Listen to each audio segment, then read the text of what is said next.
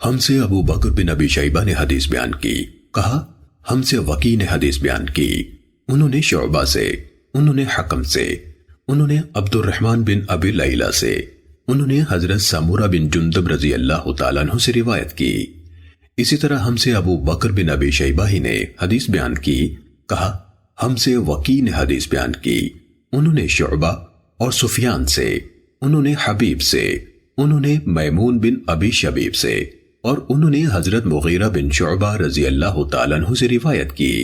دونوں نے کہا رسول اللہ صلی اللہ علیہ وسلم نے یہ فرمایا تھا۔ حدیث نمبر 1۔ صحیح مسلم حدیث نمبر 1۔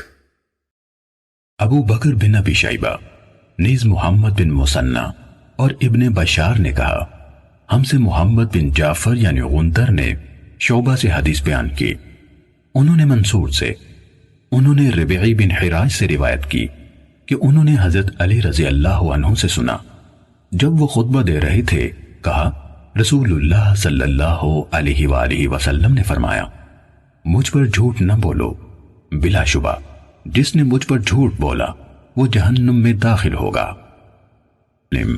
حدیث نمبر 2۔ حضرت انس بن مالک رضی اللہ عنہ سے روایت ہے، کہا مجھے تمہارے سامنے زیادہ احادیث بیان کرنے سے یہ بات روکتی ہے کہ رسول اللہ صلی اللہ علیہ وآلہ وسلم نے فرمایا جس نے عمدن مجھ پر جھوٹ بولا وہ آگ میں اپنا ٹھکانہ بنا لے۔ صحیح مسلم حدیث نمبر 3۔ حضرت ابو ہریرہ رضی اللہ عنہ سے روایت ہے، کہا رسول اللہ صلی اللہ علیہ وآلہ وسلم نے فرمایا جس نے عمدن مجھ پر جھوٹ بولا وہ آگ میں اپنا ٹھکانہ بنا لے۔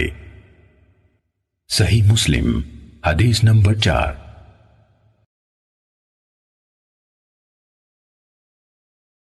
سعید بن عبید نے کہا ہمیں علی بن ربیہ والبی نے حدیث بیان کی، کہا میں مسجد میں آیا اور اس وقت حضرت مغیرہ بن شعبہ رضی اللہ عنہ کوفہ کے امیر یعنی گورنر تھے۔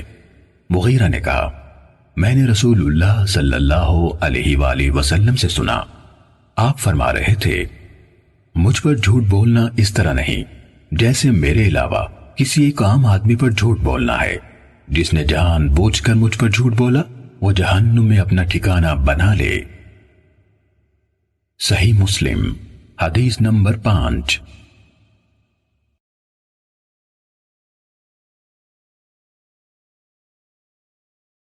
محمد بن قیس اسدی نے علی بن ربیہ اسدی سے، انہوں نے حضرت مغیرہ بن شعبہ رضی اللہ عنہ سے، انہوں نے نبی صلی اللہ علیہ وآلہ وسلم سے اسی طرح روایت کی، لیکن بلا شبہ مجھ پر جھوٹ بولنا اس طرح نہیں جیسے کسی ایک عام آدمی پر جھوٹ بولنا ہے کا جملہ بیان نہیں کیا۔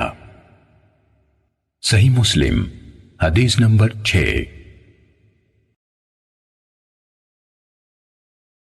معاذ عنبری اور عبد الرحمن بن مہدی دونوں نے کہا ہم سے شعبہ نے بیان کیا، انہوں نے خبیب بن عبد الرحمن سے، انہوں نے حفص بن عاصم سے روایت کی، کہا رسول اللہ صلی اللہ علیہ وسلم نے فرمایا آدمی کے جھوٹا ہونے کے لیے یہی کافی ہے کہ وہ ہر سنی ہوئی بات بیان کر دے۔ صحیح مسلم حدیث نمبر 7۔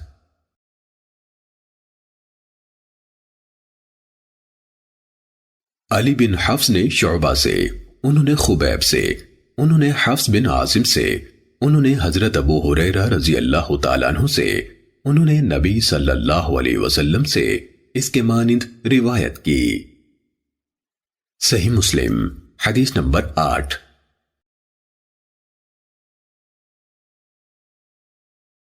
ابو عثمان نہدی سے روایت ہے، کہا عمر ابن الخطاب رضی اللہ تعالیٰ عنہ نے فرمایا آدمی کے لیے جھوٹ سے اتنا کافی ہے جس کی بنا پر وہ جھوٹا قرار دیا جا سکتا ہے کہ وہ ہر سنی ہوئی بات بیان کر دے۔ صحیح مسلم حدیث نمبر 9۔ ابن وہب نے خبر دی، کہا مالک بن انس نے مجھ سے کہا مجھے معلوم ہے کہ ایسا آدمی صحیح سالم نہیں ہوتا جو ہر سنی ہوئی بات آگے بیان کر دے۔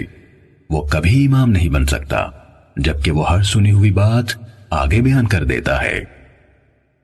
صحیح مسلم حدیث نمبر 10۔